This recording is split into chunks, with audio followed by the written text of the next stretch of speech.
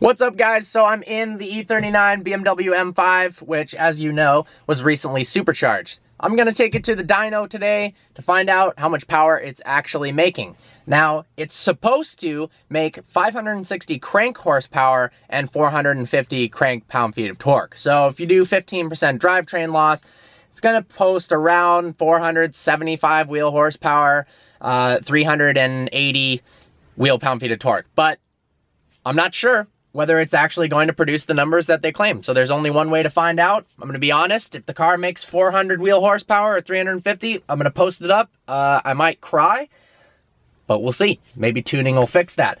The car is feeling really good now that it's cooler out. These cars suffer immensely from heat soak. It's like I give Z06s so much shit for that, and then I put a supercharger on my M5 and then it has heat soak for days.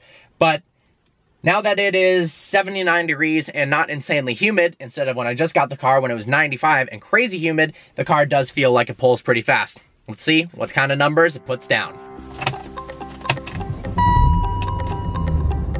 Mandatory wiggle to make sure it's in neutral. I don't know why I do this. I don't know why everyone does it.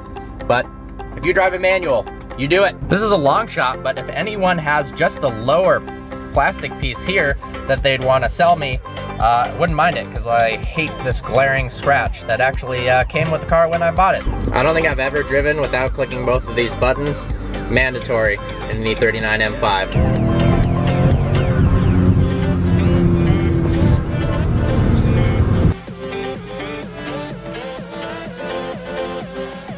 Alright, we're outside of Boost Control Performance in Livonia, Michigan. They're hooking me up with a dyno run. Let's see what kind of numbers this thing puts down.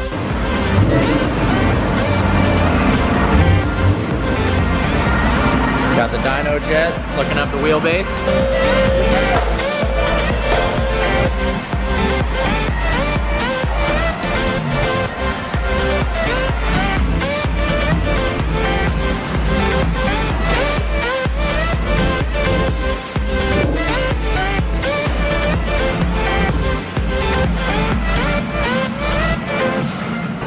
Alright, so we got Alex from BCP here. For people who don't know much about dynos, what do you have to do to set up a rear-wheel drive car? I know you had to expose the coil packs to get an RPM reading. Yeah, we just want to get the drive wheels over the rear roller because that's how we're going to measure power. The front wheels obviously don't have to spin, so we can strap those stationary. And then with all dyno jets, we have to get a spark reading, so we get an RPM pickup off of one of the coil packs. And on these cars, we have to remove a little bit the covers and whatnot. Gotcha. Yeah. How do you know how many fans to use? The more the better? We want as much airflow as we can get, because Gotcha. obviously going down the road at 100 miles an hour, we're not going to be able to replicate that, but we want to get as much airflow as possible, and then let the car cool off in between runs so that we can get maximum horsepower readings. Cool. And then how many runs do you normally do? For power flows, generally 1 to 3, we'll get the job done. A cool down in between will give us an idea of how much the car makes when it's hot, and then cooled down, and we'll get a good weighted average between 2 or 3 runs. Let's see what she does. Got the fans running, it's all hooked up. Gonna do a slow pull, make sure everything's secured properly.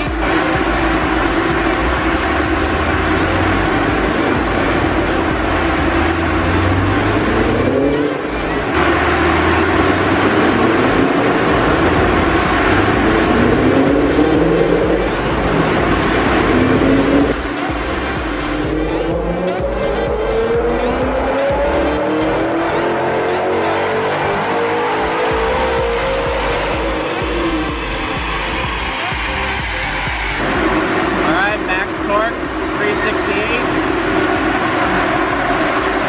First run, 441. This is my personal vehicle. It's a 2007 335i.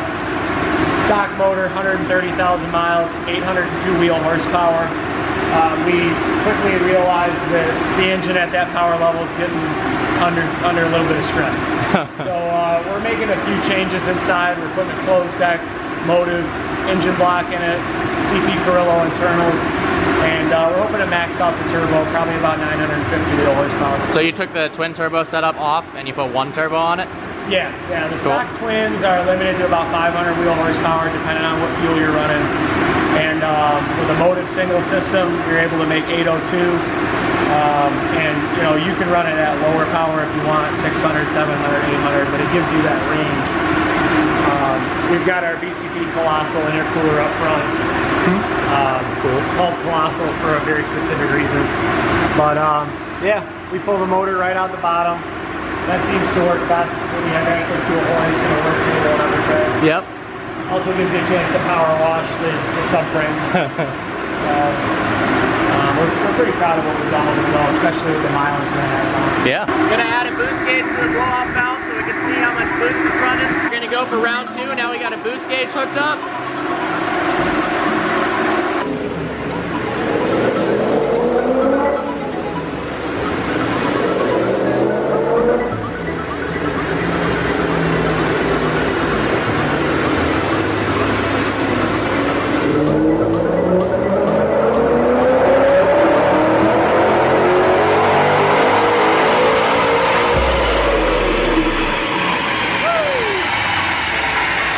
Looking better, 383 pound-feet of torque, 449 horsepower. You're probably familiar with this one. Yep. I'll flip it on really good shot.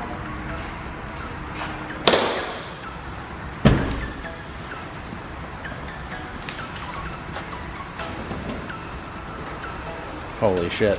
It's a little messy right now. Didn't have a chance to detail it, but it has an accelerated built 3.4 liter engine. Oh my god. It's got an 82 millimeter turbo. Made 1,204 wheel horsepower with a little bit of wheel spin on our dyno. So we estimate that to be slightly higher, but that's the number that we got out of it at 42 PSI. That's on E85 pump gas. This car has an AEM Infinity 10 ECU, so it's got all the bells and whistles, boost by gear, traction control. This is you know, the epitome of a fully built Super right here. Inside, one of the coolest features of this car is we've got a boost select switch inside. So if you just look right in there, he's got that knob right next to him. So when he's driving at any time, he can wick the power up from about 850 all the way to 1,200 wheel horsepower. He's not going to be putting down 1,200 with these wheels and tires, but yep, we've got some drag set up. Poor roof. Yeah, it came up, I guess. I wasn't around for it. Damn.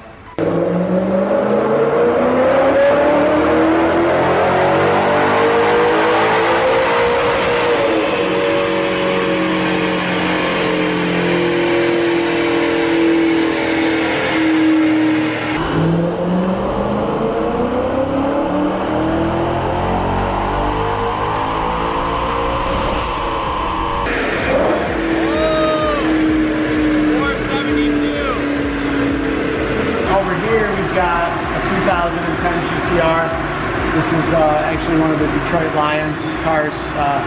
You probably know what I'm talking about. But we're doing a few minor upgrades on this car. I don't know how much he's trying to put out there, but we're going to try and really push the stock engine to the limits. Cool. And then we're going to, you know, continue from there if something goes wrong.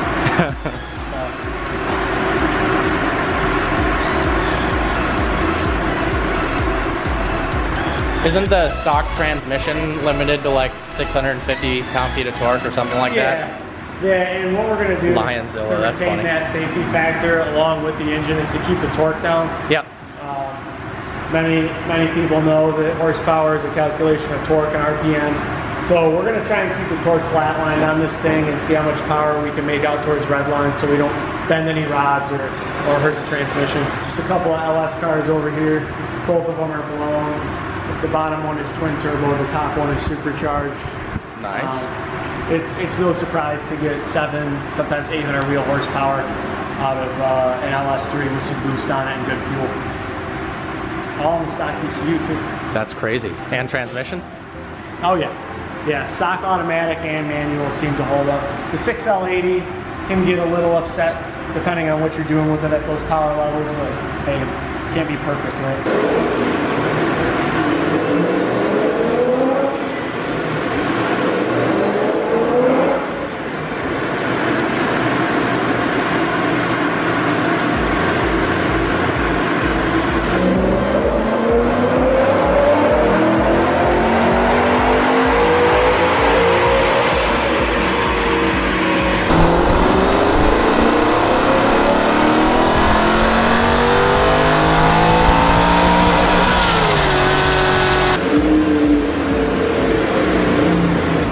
selected 4 dyno poles, the best of which were the last 2. Let's go ahead and check out the data. We got, now this is wheel horsepower and torque, so 470 wheel horsepower, actually 472.8 was the highest, and then 402 pound-feet of torque. When I just got the car, it was really hot and really humid. When I said just got the car, I mean just got the supercharger installed. And according to the forums, this car does terrible in high heat and humidity. I mean, that's a characteristic of supercharged cars. But now that it's cooler out, obviously we've got some fans blowing, put down some pretty decent numbers. I'm happy with it. If you do drivetrain conversion, it's about where it should be, what the manufacturer has claimed. Now we just have to take it to the drag strip and see what you can run on the quarter mile. So there you have it. That's how fast my ESS supercharged BMW M5 is.